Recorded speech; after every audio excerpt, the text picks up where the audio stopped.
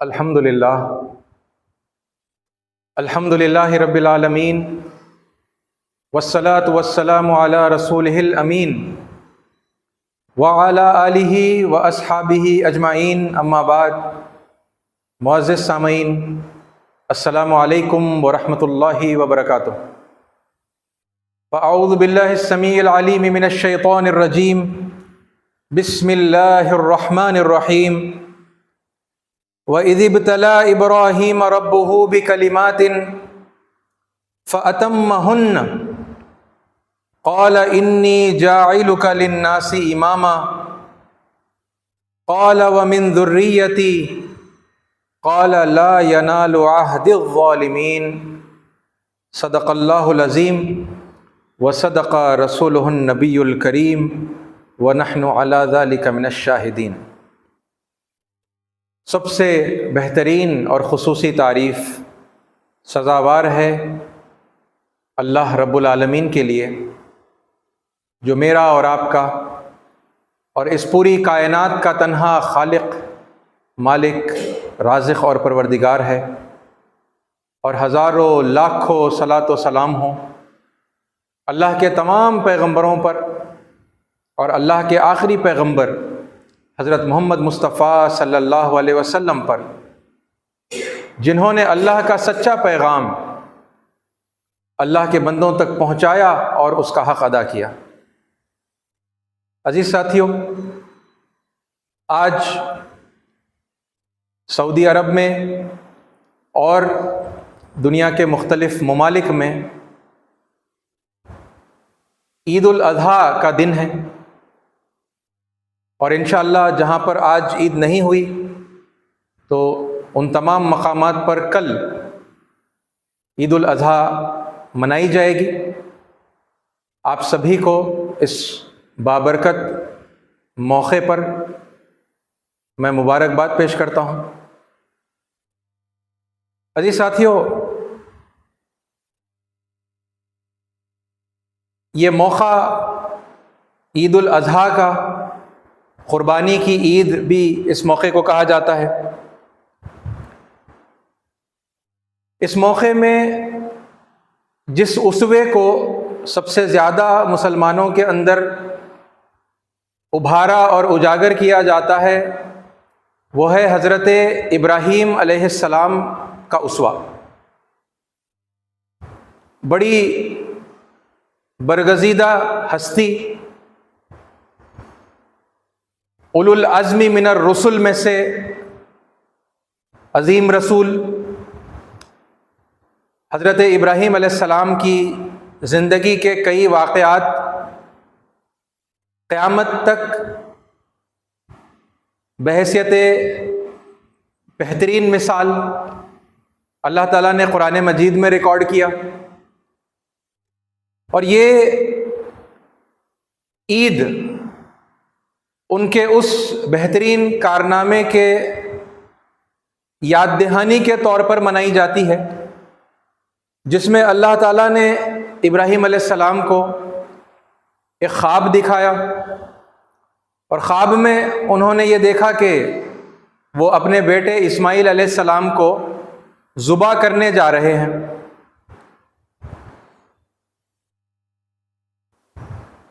بیٹے سے جب اس بات کا ذکر کیا، وہ سارا واقعہ قرآن مجید کی آیات میں اللہ تعالیٰ نے ریکارڈ کیا ہے، تو فرما بردار بیٹے نے کہا، ابا جان، آپ کو جس بات کا حکم اللہ تعالیٰ نے دیا ہے آپ اسے کر گزریے، یقیناً انشاءاللہ اللہ نے چاہا تو آپ مجھے صبر کرنے والوں میں پائیں گے۔ تو ابراہیم علیہ السلام نے پھر جا کر اپنے بیٹے تک کی قربانی کے حکم کے آگے، اس حکم دینے والے رب کے آگے اپنی مرضی کو جھکا دیا،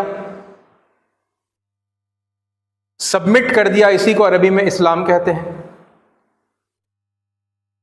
اور بہرحال آپ قربانی کرنے ہی والے تھے کہ اللہ تعالیٰ نے پھر آپ کو آواز دی اور آپ کو اپنے بیٹے کی قربانی دینے سے روک دیا، اور اس بات کی بشارت دی کہ اے ابراہیم تم نے خواب سچا کر دکھایا.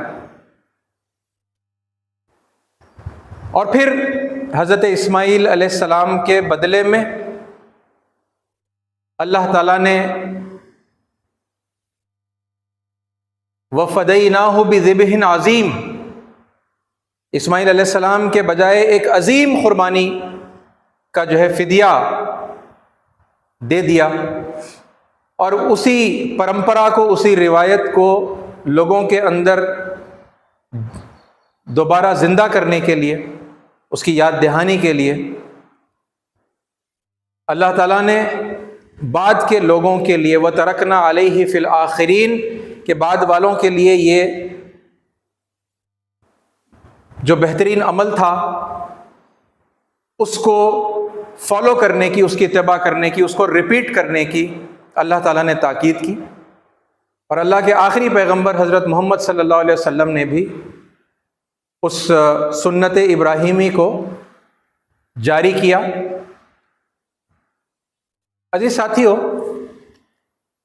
یہ واقعہ ایک ہے اور اس کے علاوہ اور بے شمار واقعات ہیں جہاں پر اللہ تعالیٰ نے حضرت ابراہیم علیہ السلام کو آزمایا. وہ اجمالاً اس کا جو ذکر قرآن مجید میں آیا ہے وہ میں نے آپ کے سامنے قرآن مجید کی آیت کے حوالے سے ابھی تلاوت کیا تھا. میں ایک بار پھر وہ آیت پڑھ دیتا ہوں.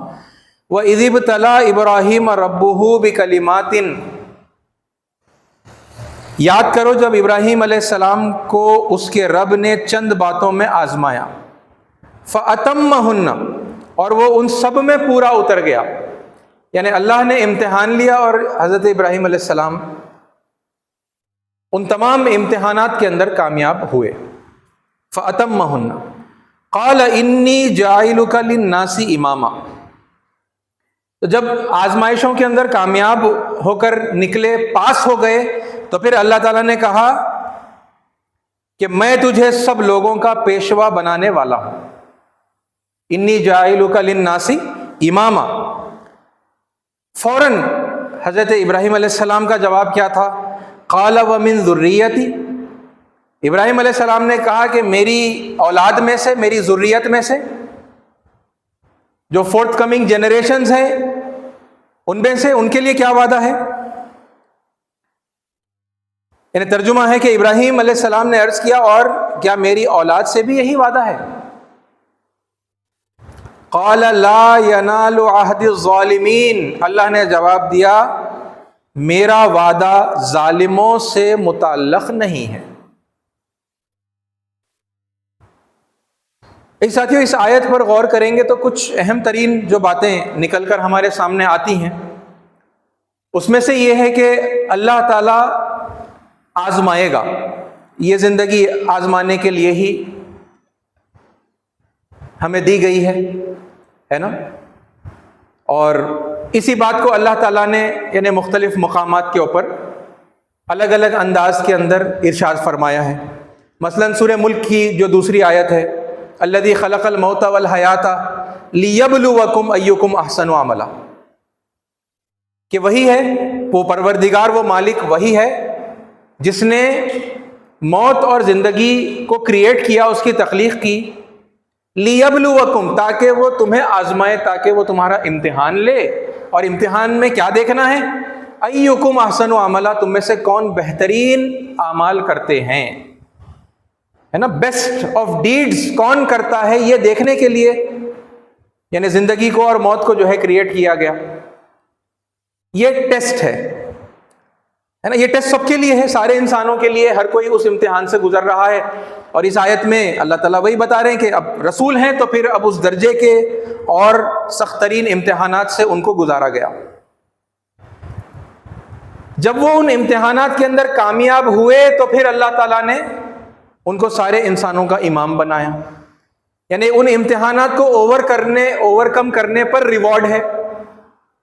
اس بات کو بالکل واضح طور پر اس آیت سے جو ہے ہم سمجھ سکتے ہیں کہ ٹیسٹ لیا جائے گا، ٹیسٹ میں پاس ہونا پڑے گا. اور پھر اس کے بعد والی جو بات ہے کہ جب ابراہیم علیہ السلام نے پاس ہونے کے بعد، سارے انسانوں کے امام بنائے جانے کے بعد، یعنی اپنی ذریت کا جب سوال کیا اللہ سے کہ میری آل اولاد سے آپ کا کیا یہی وعدہ ہے؟ تو حالانکہ ذریت ابراہیم ہے، لیکن پھر بھی اللہ تعالیٰ کا جواب کیا ہے؟ قال لا ینال عہد الظالمین، ان میں سے اگر کوئی ظالم ہوا تو پھر اس سے کوئی وعدہ نہیں ہے۔ یعنی یہ رشتہ، یہ نسبت کتنی عظیم نسبت ہے کہ ابراہیم علیہ السلام کی اولاد میں کوئی ہے، لیکن اگر وہ ظالم ہوا تو اللہ تعالیٰ کامیابی کا، امامت کا کوئی وعدہ اس سے نہیں کر رہے ہیں۔ یہ نسبتوں کے حوالے سے جو لوگ یہ سمجھتے ہیں کہ ہمیں اچھے اعمال کرنے کی کوئی ضرورت نہیں ہے، گناہ کریں گے تب بھی درگزر کیا جائے گا، معاف کیا جائے گا، محمد صلی اللہ علیہ وسلم کی امت ہیں، کلمہ گو ہیں، تو پھر کیسے اللہ تعالیٰ سزا ہے نا دینے کے لیے تیار ہوگا؟ اللہ سزا نہیں دے گا، نہیں دے پائے گا۔ یہ ساری جتنی باتیں لوگوں کے اندر، اور یہ باتیں لوگوں کو ڈی مورلائز کرتی ہیں، یعنی morality سے انسان کو ہٹا دیتی ہیں، انسان کو کیریکٹر لیس بنانے کے اندر یہ سب اس طرح کے خیالات جو ہے، اس طرح کے عقیدے، اس طرح کے تصورات جو ہے کنٹریبیوٹ کرتے ہیں، مدد کرتے ہیں کہ بھئی یعنی الٹیمیٹلی ایک جملے میں بولیں گے تو آئی ایم ناٹ اکاؤنٹیبل، مجھے کوئی حساب کتاب دینا نہیں ہے، فلاں فلاں ریزن سے میرے سارے گناہ جو ہے معاف ہو جائیں گے، اور میں بہرحال چاہے کچھ بھی کر لوں جنت میں جاؤں گا۔ تو پھر یہاں ایک کوڈ آف کنڈکٹ کو فالو کرتے ہوئے ہے نا، کچھ ضابطوں میں رہتے ہوئے، اچھائی کرتے ہوئے، برائیوں سے بچتے ہوئے زندگی گزارنے کی کوئی وجہ باقی نہیں رہ جاتی پھر لوگوں کے پاس۔ یہ آیت ان بہت ساری آیات میں سے ایک ہے جو اس بات کو واضح کرتی ہے کہ جو ظالم ہوتے ہیں وہ پھر چاہے ذریت ابراہیمی میں سے ہی کیوں نہ ہو، یا کوئی اور پیغمبر کی ذریت میں سے ہو، یا ان کی امت میں سے، یعنی امت تو پھر اور ایکسٹینڈڈ، مطلب بہت دور کا تعلق ہو گیا۔ ذریت کو اللہ تعالیٰ جو ہے انٹرٹین کرنے کے لیے تیار نہیں ہے اگر وہ ظالم ہیں، تو پھر اب وہ یعنی اور دور کے رشتوں والوں کو اللہ انٹرٹین نہیں کرے گا۔ یہ بات انتہائی واضح طور پر سامنے آتی ہے۔ ائی ساتھیوں، اس موقع پر مسلمان جو صاحب استطاعت ہیں وہ حج پر جاتے ہیں، وہ بڑی یعنی جسمانی مشقت جو ہے اپنے رب کے خاطر انجام دیتے ہیں، صدقہ کرتے ہیں، روزے رکھتے ہیں، ہے نا۔ یہ ذی الحجہ کے جو ہے 10 دنوں کی عبادات غیر معمولی ہیں، تو لوگ عبادتیں کرتے ہیں بہت، یعنی دل کھول کر لوگ صدقہ کرتے ہیں، خیرات کرتے ہیں، غریبوں کی مدد بھی کرتے ہیں۔ اور پھر عید کے دن یا پھر اس کے یعنی چونکہ عید 3 دن تک منائی جاتی ہے، تو پھر پہلے دن عید کے دن یا اس کے دوسرے دن، تیسرے دن لوگ قربانی، جانوروں کی قربانی بھی دیتے ہیں۔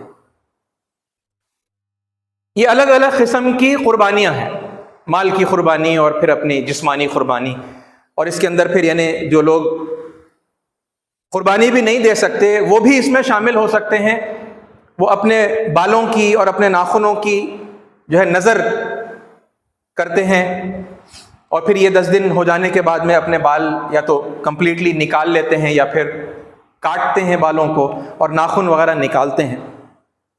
اور اس طرح سے مطلب غریب سے غریب انسان بھی اس عبادت کے اندر پارٹیسپیٹ کرتا ہے نا۔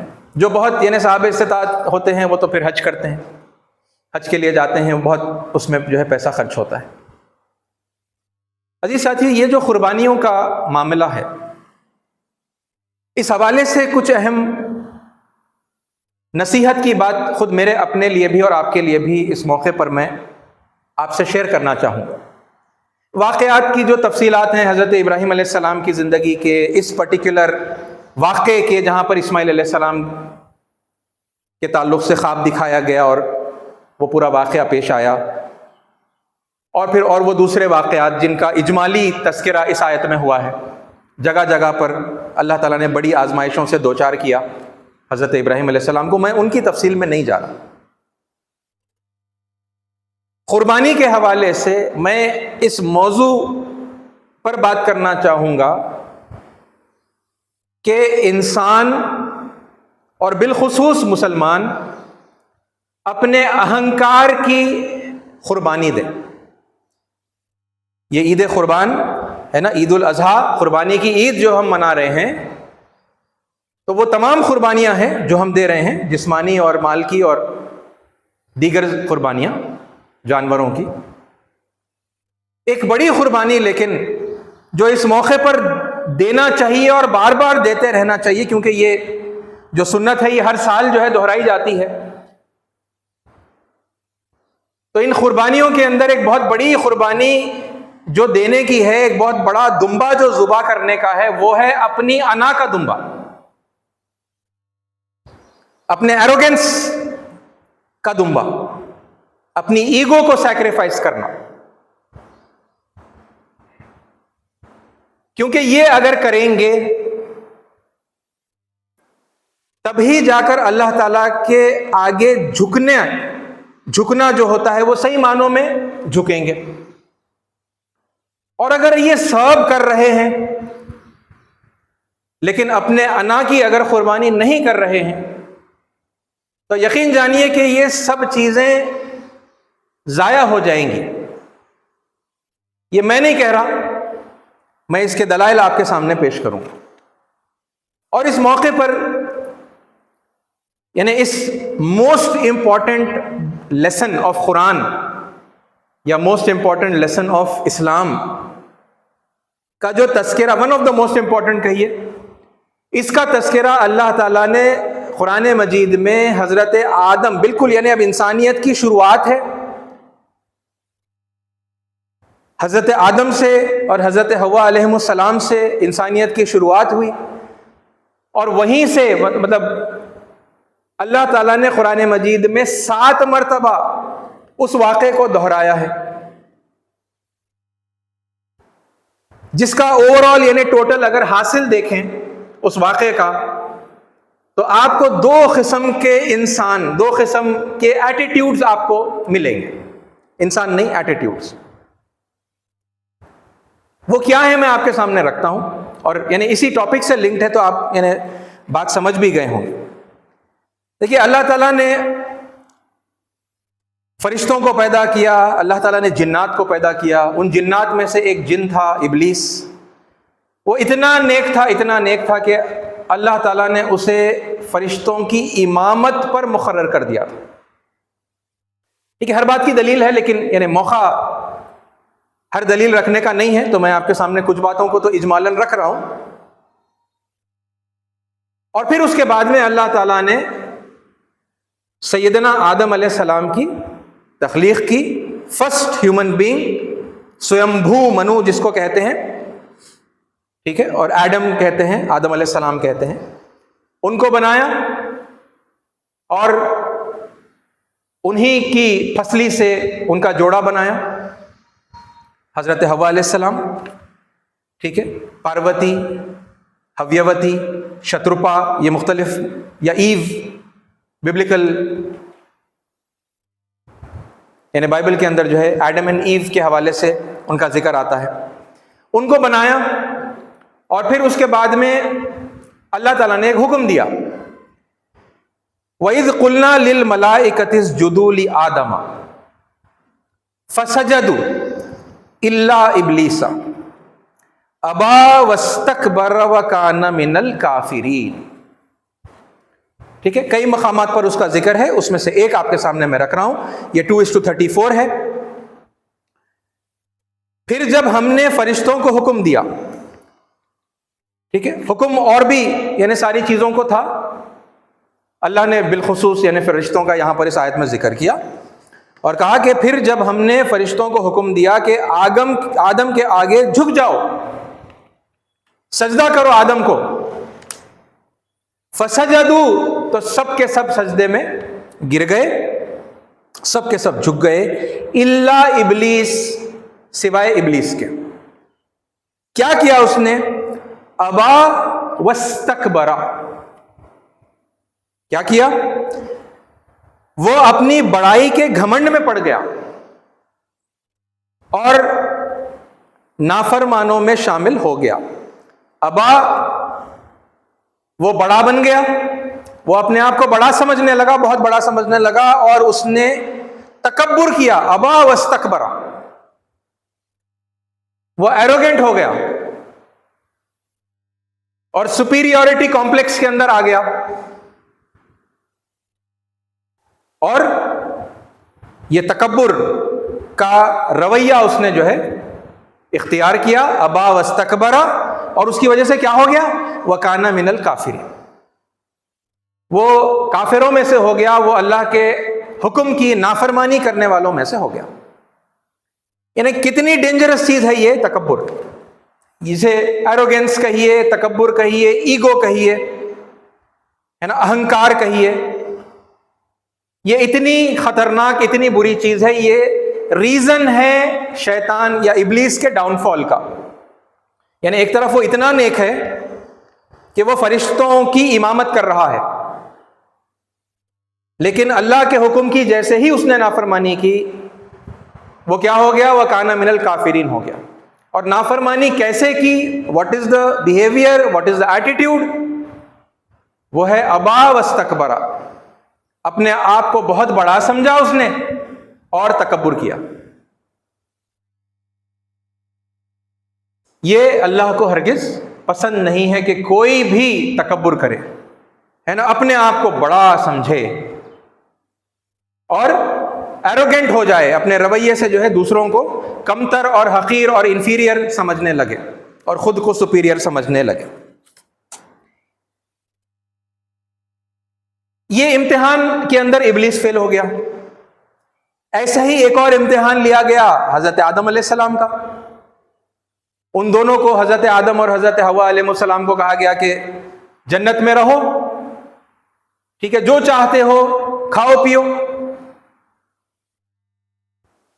قُلْنَا اهْبِطُوا مِنْهَا، کیا ہے آیت؟ نہیں،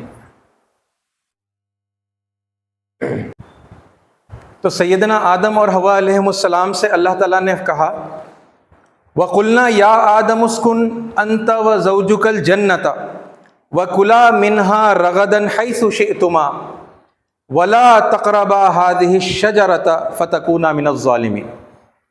یہ یعنی پورا واقعہ ہے یہ کہ اللہ تعالیٰ نے آدم علیہ السلام سے کہا کہ اے آدم، تم اور تمہاری بیوی جنت میں رہو، جو چاہتے ہو کھاؤ اور پیو، لیکن اس درخت کے نزدیک مت جانا۔ فلا تقربا هذه الشجرة، یہ ایک جھاڑ ہے، مخصوص جھاڑ ہے، اس کے قریب مت جانا۔ فتکونا من الظالمین، ٹھیک ہے، تم ایسا کرو گے تو پھر ظالموں میں سے ہو جاؤ گے۔ فأزلهما الشیطان عنها فأخرجهما مما كانا فيه، اب شیطان نے انہیں ورغلایا اور طرح طرح کی باتیں کی، اور اس کی باتوں میں وہ وسوسے تھے، اس کے وسوسوں میں آدم اور حوا علیہ السلام آ گئے اور انہوں نے اس درخت کے پھل کو چک لیا جس سے منع کیا گیا تھا، ہے نا، اور چنانچہ مطلب وہ پھر اس حالت سے نکال دیے گئے جس میں وہ تھے۔ یہ عزیز ساتھیوں حضرت آدم علیہ السلام کا امتحان تھا۔ دو پرسنالٹیز ہیں، اور یہ یعنی ان کا واقعہ، یہ حضرت آدم علیہ السلام کے حوالے سے اور شیطان کے ورغلانے اور وسوسے ڈالنے کا یہ جو واقعہ ہے، یہ الگ الگ انداز کے اندر قرآن مجید کے اندر جو ہے تقریباً 7 مرتبہ یہ آیا ہے، ٹھیک ہے۔ جہاں پر اب ابلیس کے ساتھ کیا ہوا، ابلیس کو ساری مخلوق کے ساتھ ساتھ یہ حکم دیا تھا کہ آدم علیہ السلام کے سامنے سجدہ ریز ہو جاؤ، اس نے منع کیا، یعنی اس سے غلطی ہو گئی، گناہ ہو گیا۔ اور یہاں یہ سیکنڈ ایگزامپل ہے حضرت آدم علیہ السلام، اسی یعنی واقعے کے ایک اور جو ہے مین کیریکٹر ہیں، اور ان سے یہ غلطی ہو گئی، ان دونوں سے، حضرت آدم اور حضرت حوا علیہ السلام سے، کہ اللہ تعالیٰ نے جس درخت کا پھل چکنے سے انہیں روکا تھا، وہ شیطان کی باتوں میں آ کر انہوں نے اس پھل کو کھا لیا اور اللہ تعالیٰ کی نافرمانی کر ڈالی۔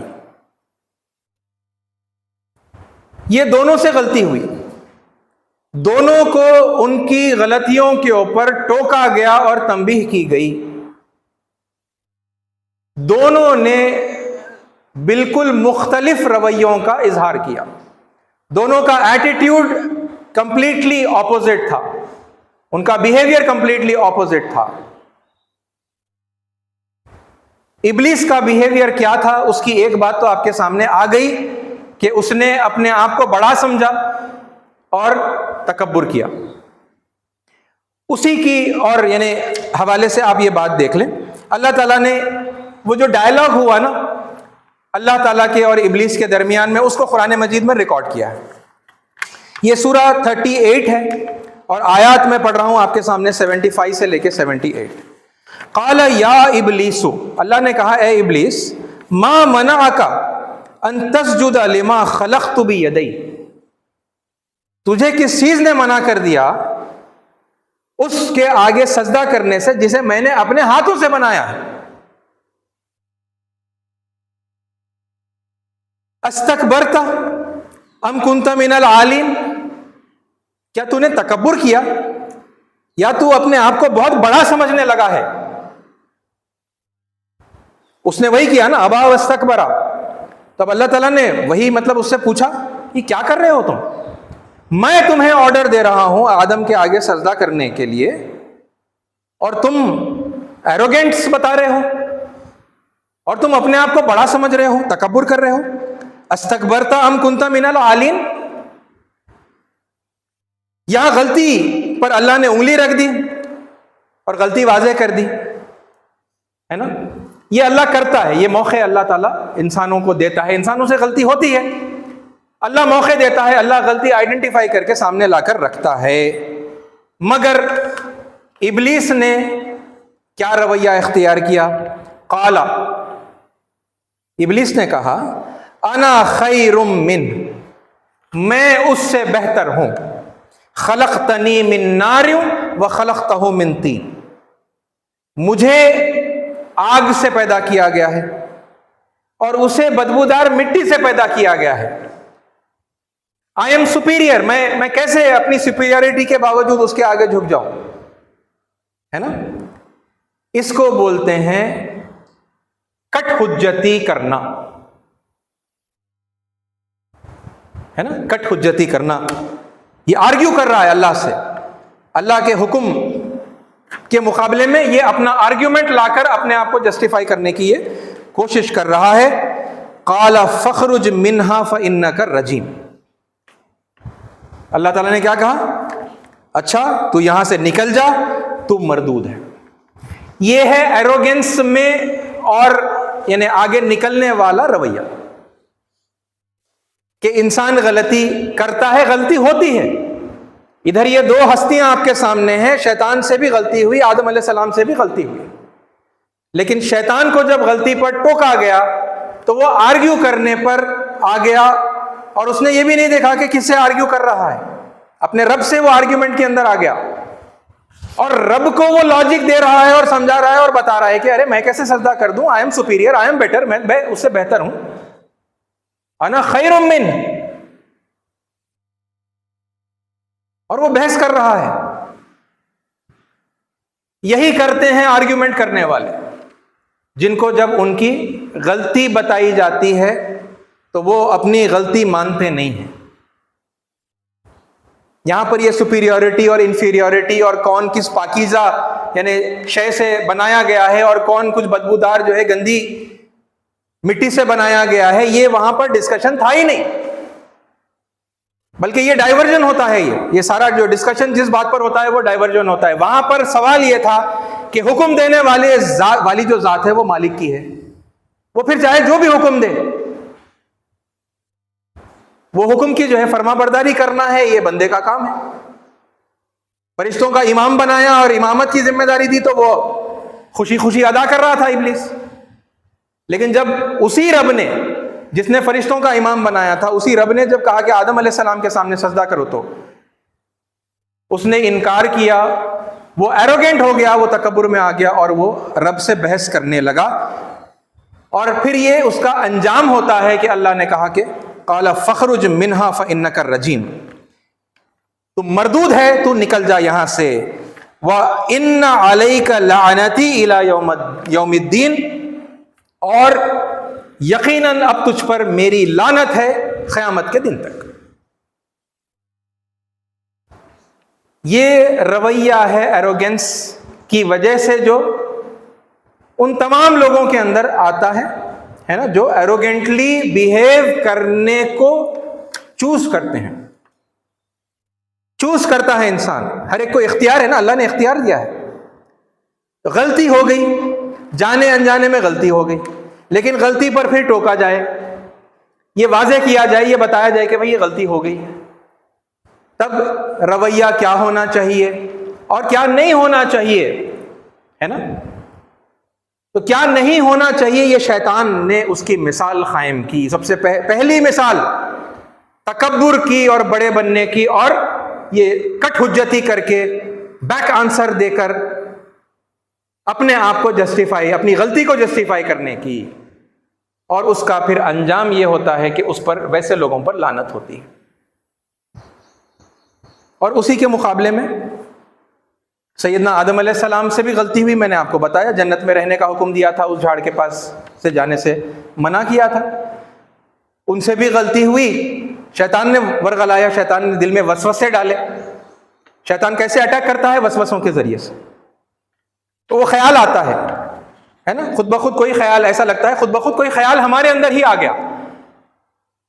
یہ ٹریننگ بھی تھی اور امتحان بھی تھا حضرت آدم علیہ السلام کا دنیا میں بھیجنے سے پہلے، ہے نا۔ یہ کوئی سزا نہیں ہے کہ سزا کے طور پر اللہ نے آدم علیہ السلام کو دنیا میں بھیجا، سزا نہیں ہے، وہ تو پہلے سے ہی اللہ نے جب بنانے کا ہی فیصلہ کیا تھا، فرشتوں سے کہا، ہے نا، وَإِذْ قُلْنَا لِلْمَلَائِكَةِ إِنِّي جَاعِلٌ فِي الْأَرْضِ خَلِيفَةً، یہ پورا اللہ نے بتا دیا ہے قرآن میں۔ آدم علیہ السلام کو بنانے سے ہی پہلے فرشتوں کے سامنے وہ ذکر ہوا، میں زمین میں خلیفہ بنانے جا رہا ہوں۔ تو انہوں نے کہا أَتَجْعَلُ فِيهَا مَن يُفْسِدُ فِيهَا وَيَسْفِكُ الدِّمَاءَ، اے اللہ کیا تو ایک ایسے کو خلیفہ اور نائب بنائے گا، اور اس کو یعنی آپ جو ہے اپنے رائے کی جو ہے آپ آزادی دیں گے، جو زمین میں جا کر خون ریزی کرے گا اور فساد برپا کرے گا؟ تو یہ تو پہلے سے تھا پروگرام، یہ کوئی سزا کے طور پر نہیں بھیجا گیا۔ بہرحال یہ اس وقت ان کے لیے ٹریننگ بھی تھی اور ان کا امتحان بھی تھا کہ شیطان کیسے تمہیں اٹیک کرے گا، کیسے تمہیں گمراہ کرنے کی کوشش کرے گا وسوسوں کے ذریعے سے، اور تمہیں کیا کرنا ہے، اس کے وسوسوں سے بچنا ہے، اور اللہ کے احکامات کی پھر بھی پابندی کرتے رہنا ہے۔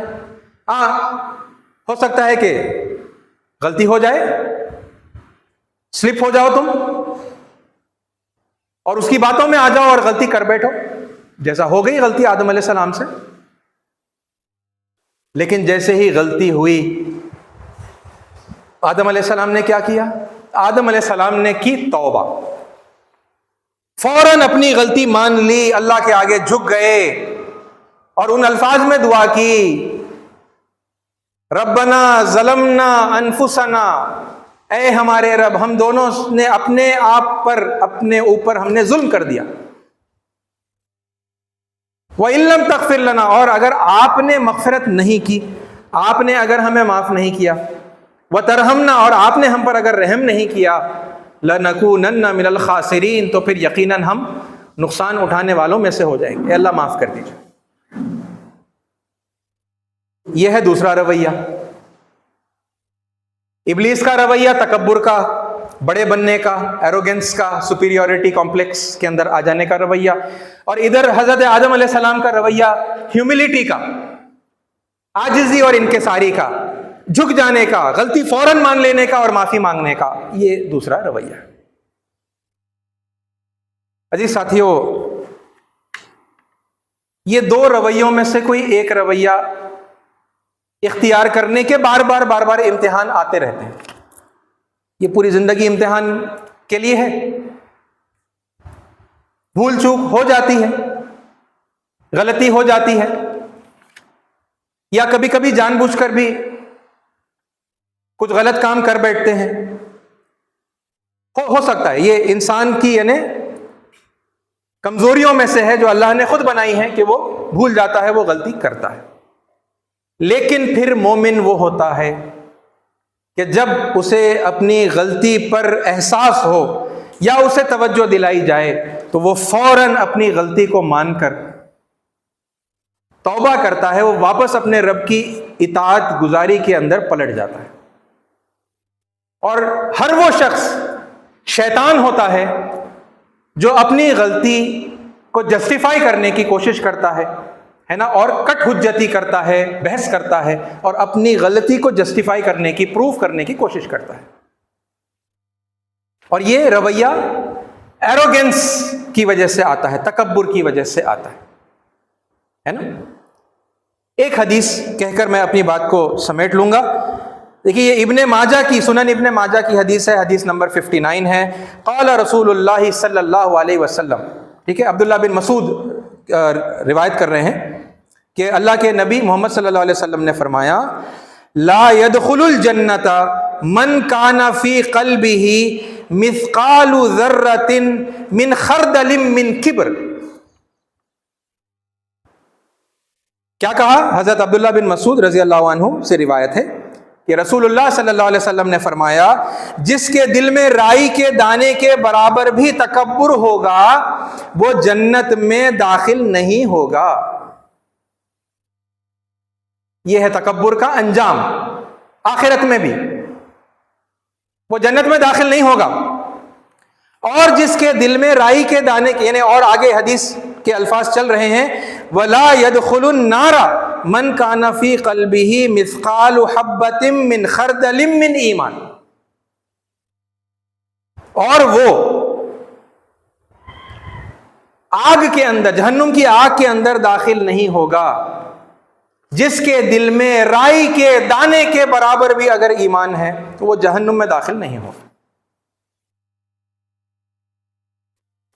یہ دونوں باتوں کو ایک جگہ جمع کر کے کہنے کا کیا مطلب ہے کہ رائی کے دانے کے برابر بھی اگر تکبر کسی کے دل میں ہے تو وہ جنت میں نہیں جائے گا، اور رائی کے دانے کے برابر اگر ایمان کسی کے دل میں ہے تو وہ جہنم میں نہیں جائے گا، یعنی وہ کامیاب ہو جائے گا۔ یہ دونوں چیزیں، یعنی اس حدیث سے یہ بات واضح ہوتی ہے، اور بے شمار احادیث ہیں، اس سے یہ بات صاف طور پر واضح ہوتی ہے کہ تکبر اور ایمان ایک دل میں جمع نہیں ہو سکتے۔ اگر ایمان ہے تو پھر تکبر نہیں ہوگا، اور اگر تکبر ہے تو پھر اس دل میں ایمان نہیں۔ یہ دونوں بھی ہیں، تکبر بھی ہے، ایمان بھی ہے، تو پھر یہ ممکن نہیں ہے کہ تکبر بھی ہو اور ایمان بھی ہو، اور یہ حدیث اس بات کو صاف طور پر واضح کر دیتی ہے۔ رائی کے دانے کے برابر بھی ایروگنس، اہنکار، تکبر کسی کے دل میں ہے وہ جنت میں نہیں جائے گا۔ عزیز ساتھیو، تکبر کے دمبے کو ذبح کریے۔ آپ جسمانی نظر تو دے رہے ہوں گے، اس سے زیادہ بہتر، یعنی استطاعت رکھنے والے جو حج پر نہیں گئے، عمرے پر نہیں گئے، وہ جانور کی قربانی دے رہے ہوں گے، اور آپ روزہ رکھ کر اور صدقہ اور خیرات کر کے آپ اور اللہ کی راہ میں مال کی اور جان کی اور یہ جو نظر ہے وہ آپ پیش کر رہے ہیں، یہ قربانیاں۔ اور جو ان سے بہتر صاحب استطاعت ہیں مگر وہ حج کی کیپیسٹی نہیں رکھتے تو وہ عمرہ کر لیتے ہیں، جسے چھوٹا حج بھی کہا جاتا ہے۔ اور وہ جو بہت زیادہ استطاعت رکھتے ہیں تو وہ حج پر گئے ہیں، وہ اپنا پورا مال اور جان اور یہ اتنے دنوں کی مشقت اور پھر قربانی، وہ سب قربانیاں وہ دے رہے ہیں۔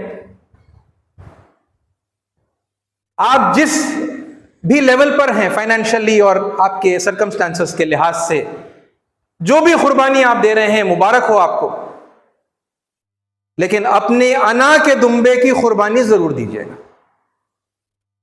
کیونکہ یہ وہ چیز ہے جو ابلیس کو ابلیس اور ملعون بناتی ہے، مردود بناتی ہے، اور جو اس کے ابدی جہنم میں رہنے کی بنیادی وجہ بنی۔ اور یہی اس کا اپوزٹ ہیوملٹی ہے نا، سادگی، انکساری، عاجزی، اور اپنی غلطی کو فوراً سے مان لینا، اس پر معافی مانگ لینا ہے نا، یہ وہ رویہ ہے جو انسان کو جنت کا حقدار جو ہے بناتا ہے۔ اے ساتھیو، کوشش اس بات کی آپ کے سامنے کرتے رہے ہیں بار بار کہ قرآن مجید اور احادیث کی روشنی میں مسلمانوں سے ہونے والی غلطیوں کو ہے نا دلائل کے ساتھ میں واضح آپ کے سامنے کرتے چلے گئے. کتنے غلطیاں ہیں، ٹھیک ہے، جو میں نے پچھلے یعنی کچھ سالوں کے اندر جتنے بھی موقعوں پر آپ لوگوں سے جو ہے بات چیت کرنے کی کوشش کی ہے، تو بہت سارے موقعوں پر یہ غلطیاں رکھنے کی کوشش کی، اور ان غلطیوں میں بھی مبتلا تھا. یہ نہیں کہ مطلب میں پاک صاف ہوں، مجھ سے کوئی غلطی نہیں ہوتی، بس میں آپ لوگوں کو سمجھا رہا ہوں، ایسا نہیں. ان میں سے کئی غلطیاں ایسی ہیں جو مجھ سے ہوتی رہی ہیں. جب نہیں معلوم تھا، دین کے نام سے غلط باتیں سکھائی گئی تھی، تو دین سمجھ کے، اجر ملتا سمجھ کے ہے نا اس کے اوپر بہت جم کر عمل کرتے تھے. اپنی قوم کو غیر قوم کہنا، دین کے نام سے ہے نا لوگوں کے جو دوسرے ادیان کے ماننے والے ہیں ان سے سارے رشتے کاٹ لینا، دینی رشتہ جوڑ کر بات نہیں کرنا، ان کے بڑوں کو مت اور مائتھولوجی سمجھنا اور ان کو برا بھلا کہنا، اور دین کے رشتے کو کاٹ کر دین ان کے سامنے پیش کرنا، اور زبانوں کی تفریق کرنا، اور کچھ زبانوں کو اسلامی زبانیں سمجھنا، کچھ کو غیر اسلامی زبانیں سمجھنا، لوگوں کے نام بدلنا، اسلام قبول کروانا، دھرم پریورتن کروانا، نام قبول کروانا، اور پھر اس کو جو ہے اس کو بھی صحیح سمجھنا. ایسی بے شمار باتیں ہیں جو الگ الگ موقعوں کے اوپر میں آپ کے سامنے رکھتا آیا ہوں. ہر موقع پر قرآن کی آیات سے آپ کے سامنے رکھی، کہا کہ بھئی غیر قوم کہنا الاؤڈ نہیں ہے، ہماری اپنی قوم ہے. یہ سارے ہندو، یہ سارے عیسائی، ہندوستان کے رہنے والے جتنے لوگ ہیں، یہ ہماری اپنی قوم ہیں. یہ دلائل آپ کے سامنے رکھے. کیا کرنا ہوگا؟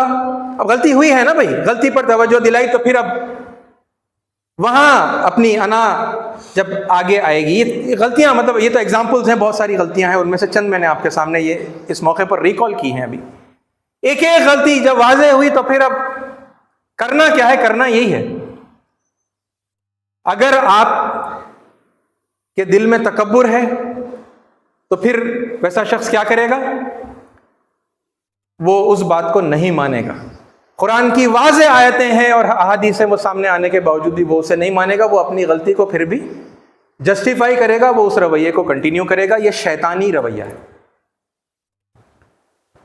کیونکہ انا بیچ میں آتی ہے. لوگوں سے معافی مانگنا پڑے گا نا. اللہ کے حکم کی نافرمانی ہوئی، اللہ سے معافی مانگنا ہے. لوگوں کے حقوق کی جو حق تلفی ہوئی تو پھر لوگوں سے معافی مانگنا ہے. یہ معافی مانگنے کے اندر انا اڑے آتی ہے، یہ تکبر ہے نا، ایروگینس یہ آتا ہے. یہ ایروگینس کو ختم کرنا پڑے گا. اس ایروگینس کی بلی دینی ہوگی ہے نا. اس دمبے کو، اس اہنکار کے دمبے کو ذبح کرنا پڑے گا. وہ کریں گے تو پھر معافی مانگنا آئے گا، وہ عاجزی انکساری آئے گی، معافی مانگیں گے، اور پھر وہ صحیح رویہ جو حضرت آدم علیہ السلام کی مثال سے ہمیں ملتا ہے اس پر جو ہے ہم چل پائیں گے. تو اسی گزارش کے ساتھ میں اپنی بات کو ختم کرتا ہوں کہ یہ تمام قربانیوں کے ساتھ اس عید الاضحیٰ کے موقع پر ضرور اپنے اہنکار کے دمبے کی قربانی دیجیے اور اللہ سے معافی مانگیے، اپنی قوم سے معافی مانگیے ہے نا. جو مظالم ہم جانے انجانے میں کرتے ہوئے آئے ہیں اس کے لیے معافی مانگیں گے تو پھر امید ہے کہ دنیا میں بھی حالات بہتر ہوں گے اور پھر آخرت میں بھی کامیاب ہوں گے. اللہ تعالیٰ حق بات کی اتباع کرنے کی ہے نا اور پھر اسے دوسروں تک بھی پہنچانے کی توفیق عطا فرمائے. آمین. وآخر الدعوانا الحمد للہ رب العالمین.